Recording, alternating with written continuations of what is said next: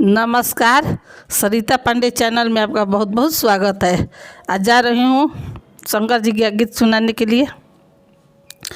शिव शंकर चले कैलाश बूंदिया परने लगी। शिव शंकर चले कैलाश बूंदिया परने लगी। के जे रोपले हरी हरी मेहंदी, के जे रोपले हरी हरी मेहंदी, के जे रोपले भांगे बूंदिया परने लगी। अब के जे रोपले भांगे बूंदिया परने लगी। शिव शंकर चले कैलाश से बूंदिया परने लगी।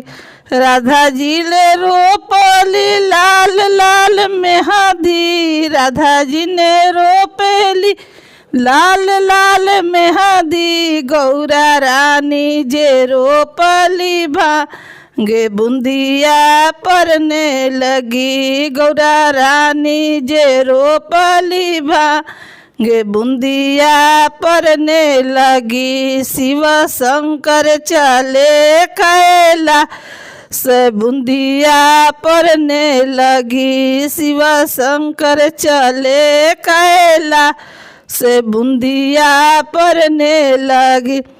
के जे तोड़ा ले लाल लाल मेहंदी, के जे तोड़ा ले लाल लाल मेहंदी, ते जे तोड़ा ले भांगे बूंदिया परने लगी।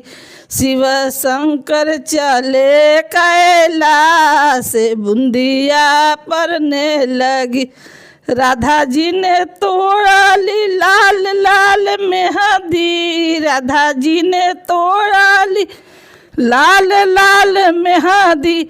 गौरा रानी जे तोड़ा ली भांगे भुइया परने लगी। गौरा रानी जे तोड़ा ली भांगे भुइया परने लगी।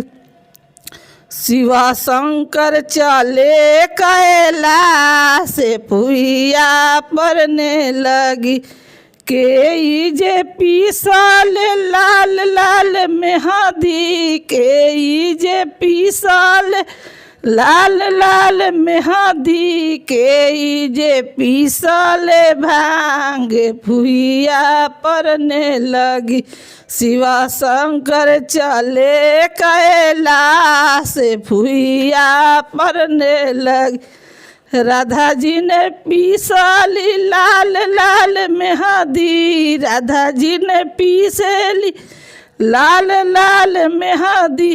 गौरा रानी जे पीसली भांगे भुइया परने लगी। गौरा रानी जे पीसली भांगे भुइया परने लगी। शिव शंकर चले कैलाश से भुइया परने लगी। शिव शंकर चले कैलाश से भुइया परने लगी। वीडियो पसंद आए तो वीडियो को लाइक करना, चैनल को सब्सक्राइब करना और कमेंट में बताना आज को वीडियो आपको कैसे लगा। मिलते हैं फिर अगले वीडियो के साथ। इतना ही के लिए धन्यवाद।